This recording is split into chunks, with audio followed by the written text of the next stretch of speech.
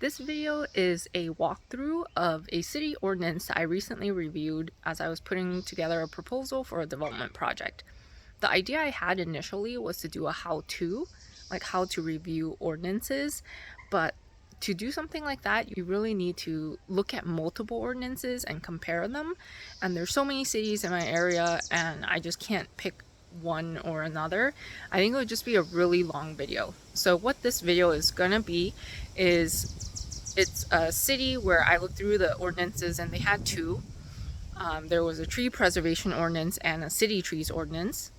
As I was reading through them for my own proposal putting together, I highlighted specific parts, I made comments or questions, and I'll go over those. And I am going to skip a lot of areas, so if you're interested in following along or even looking at the ordinance, I'll leave a link in the description box. You can also look up the City of Sunnyvale for California and look for the two ordinances.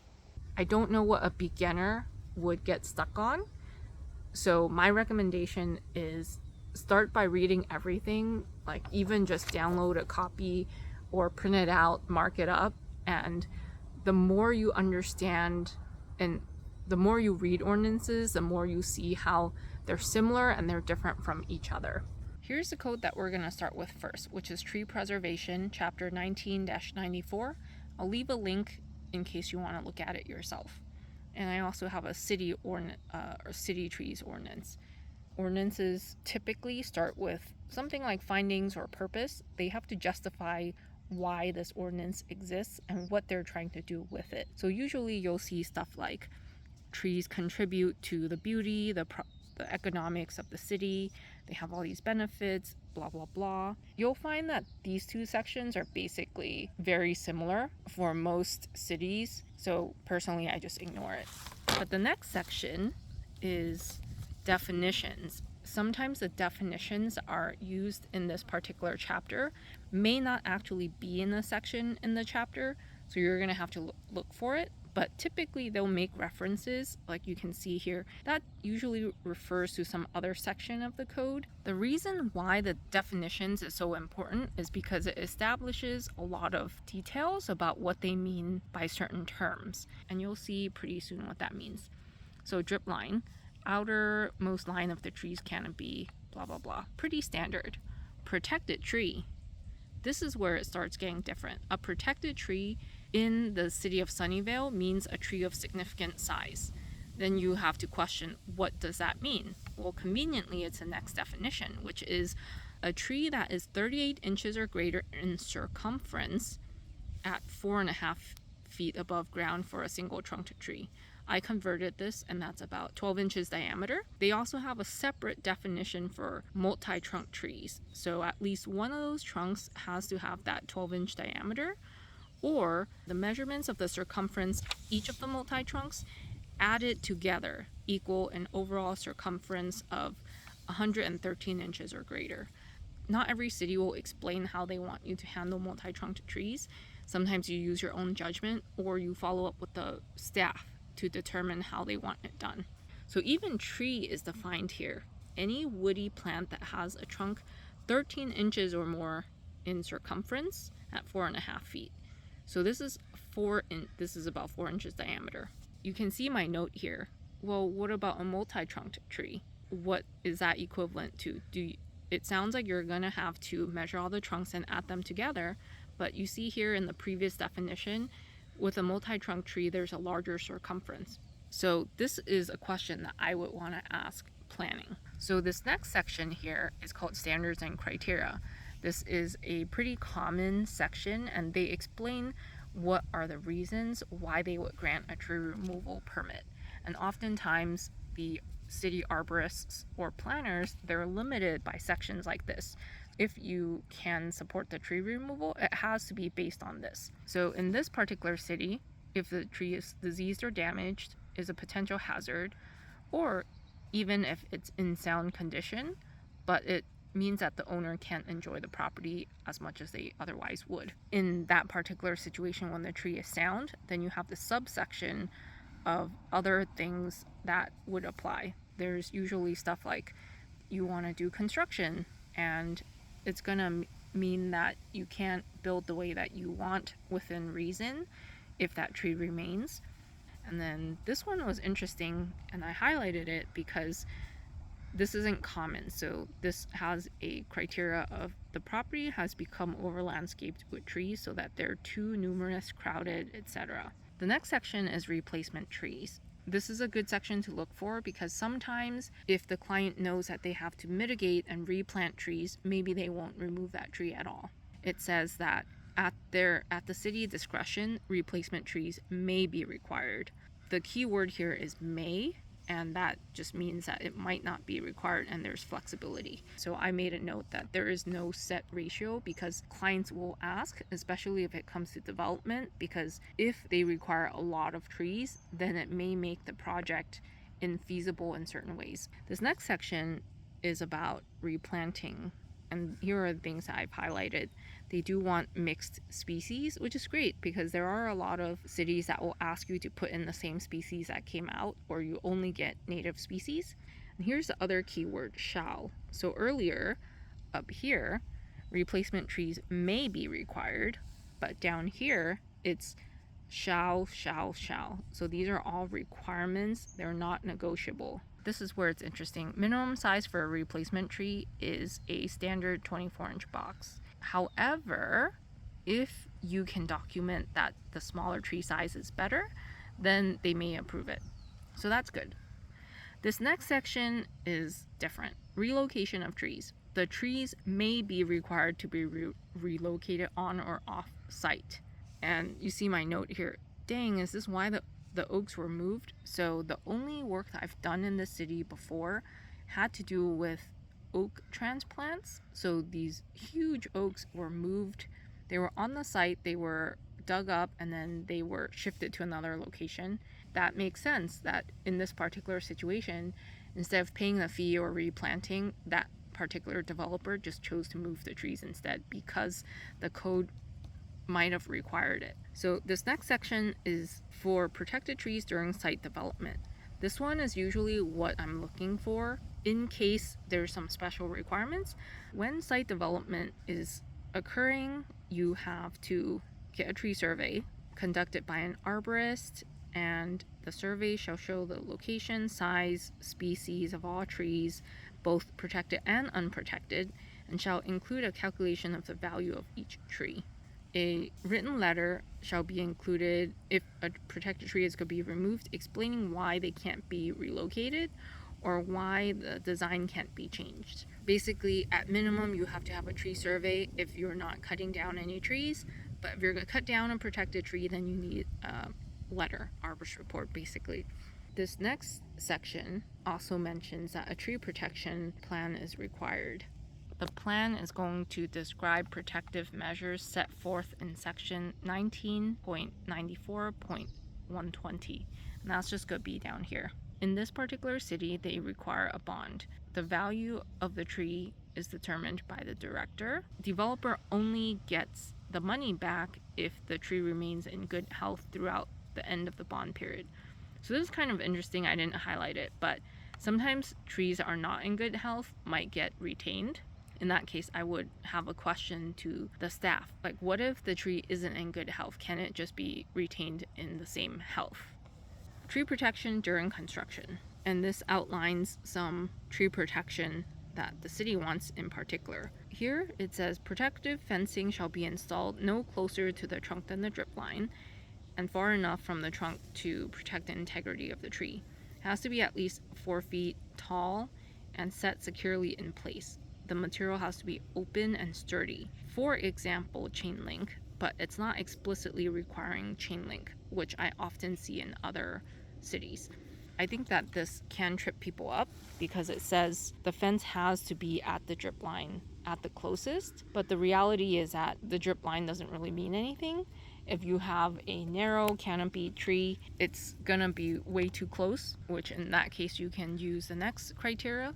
It's got to be far enough to protect the tree. Oftentimes, construction has to occur within the drip line, so I just ignore stuff like that when they say that's where the fencing has to be. I just explain why I'm adjusting mine to be closer. So on-site inspections, this is I highlighted this specifically because it says that the city staff is who's going to look at those trees during construction. It's not necessarily the project arborist. I've also highlighted this section for violation in case clients who want to damage trees or they do something that damages trees, then I can tell them this is what your penalty is. In this particular city, they do have the bond, so that tends to help. But it is possible that developers would just see it as a cost of doing business. So the next ordinance I have is the city trees ordinance, and this only applies to trees that are in public spaces. Here's how they define it. A city tree is any woody plant that's growing within the public right-of-way and has a trunk 4 inches or more at 4.5 feet above normal grade level. This was just the definition of a tree. They have an official city tree, which is a tree that's on the official city tree list. And they also want to separate out what an unofficial city tree is, which is basically something that probably a homeowner planted in the public space and it wasn't approved. There are permits that are required to work with city trees, and you cannot trim, prune, spray, fertilize, remove, cut above ground, or disturb any city tree without a permit. And that also applies to doing construction. This section talks again about unofficial city trees, and why is that important? That's in this next section, which is removal of damaged trees. If the city tree is an immediate threat to the safety of life or property, the city will remove the tree and pay for it. So that's pretty important. Likewise, when they replant that official tree or a replacement for that official tree, the city's gonna pay for it. This section is about what constitutes abuse or mutilation. That's pretty standard. What constitutes a public nuisance? Also pretty standard. And the nuisance that I highlighted was that you might have a tree on private property that's infested, infected, or in danger of becoming infested or infected. This one's kind of interesting because a lot of trees have infestations and infections, but it doesn't mean anything. It's not serious. So this one is a little too broad. So that was it. A lot of this is not necessarily relevant to our work, but they kind of exist so that the city can impose penalties if necessary. After I've gone through and highlighted and commented on different parts of the ordinance, I will pull up this ordinance information master document that I've created. And here you can see, let me go down to that city. You can see here that I have the application, I have the ordinances, and if I download anything else, I will also include it. And this means that I can just come and look at each ordinance I've already reviewed, look at the comments and the areas that I specifically highlighted. I find this to be more convenient than going to the municipal code each time and looking at the ordinance again, though this does run you the risk of looking at an older version of the ordinance, which has happened to me before. So here is my ordinance information master document. So my document is based on a document that I created previously to track these ordinances. I worked on it collaboratively with a consultant that I ended up training at my last company. That's why there's going to be stuff like, what do you do if you've never worked in this city? How do you check if it's city or county? Things like that. So here's a table of contents that includes the cities I've looked up at some point. It's not exhaustive of all the areas that I might potentially work on. And just because they're on this list doesn't mean that I looked at them recently. So some of these, I may have just looked them up for a proposal. I may never have actually worked there. So the information I have is fairly limited. So let's look for that city that I just did, Sunnyvale. Here's what that looks like. I have this template with this table in it that I use for every single one, and then just copy it in. And I put the date when I last reviewed it just to remind myself. So I have this section references because I do reference the specific codes and I want to put that in my proposals. Then I put down some contact information or some links that I would personally use in the future. And then I note special tree categories. So protected trees is very common. If you remember from earlier in the video, a protected tree is a tree of significant size. So I have that defined here. And again, this is something that you can just copy straight into the proposal. So for scope of work for a development project specifically, that's basically all this entire document is which trees do I include? I have 4 inches and larger because that's what was in the ordinance. Does the city have some way of dictating how to measure multi-stem trees? At what height above grade do you measure? Tree height is not something that is required by every single city, so I try to let myself know because that is extra work, whether an appraisal or value is needed. I also have this section where it's additional information for my arborist report and tree protection plan. And it's just whatever I feel like is important. Then I also separate out some information that I might want to give the client. So in this case, it's specifically about penalties and bonds and replacement plans. Then I have a section, tree replacement, what's the ratio? And then I have communication with staff. So in this case, I did not actually contact them because it wasn't relevant for this particular project that I did. But in the future, I would like to ask this question about how would a multi-stem tree meet that definition? And that's kind of it. So let me show you what a proposal looks like. This is the exact proposal that I made based on that. Don't focus too much on the content as far as making your proposal look similar. This is just what works for me right now, and everyone's proposals looks different. Some are more protective, some are more general, but I wanted to show you how that information comes into play into the proposal. So you can see here that initial reference section, I added the ordinance numbers because I want people to know these are the documents that I looked at.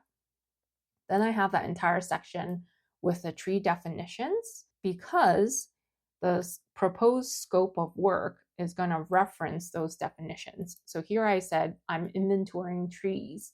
Well, what is a tree? A tree is up here. It's whatever is over 4 inches diameter. Here I have included appraised values because they require valuation.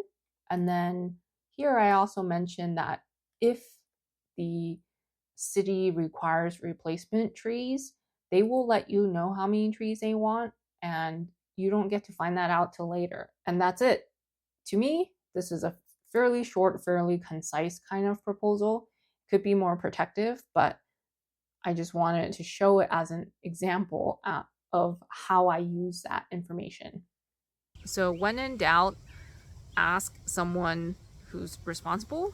You might find that person in the planning department, maybe parks, maybe there's a urban forestry, or in this case, it was community development. Find someone and ask them these questions so that you at least get an answer or clarification directly from their staff. I would say this ordinance that I just went through is a little bit more specific. Some places don't explain what they consider a tree. So if they didn't explain that a tree was something 4 inches diameter and larger, then you have to make your judgment. What is a tree then? Is it like if I have some volunteers behind me, if they were privets and they were multi-stemmed, using my judgment, is that a tree or not? There's a lot of stuff like that. So it helps to have someone else establish explicitly what is or isn't a tree. And then from there, you have to use your professional judgment. So just get in the habit of reading ordinances. It's going to be a struggle when it first starts out. And sometimes, like some cities are so complicated. I would say this one's a little bit more straightforward, but sometimes they'll say protected trees. In this area, in this zone, it's going to be this definition or that. And you might have different requirements for these different zones. And you have to figure out what zone this property is in. It can get much more complicated, and this is just a very quick touch upon that.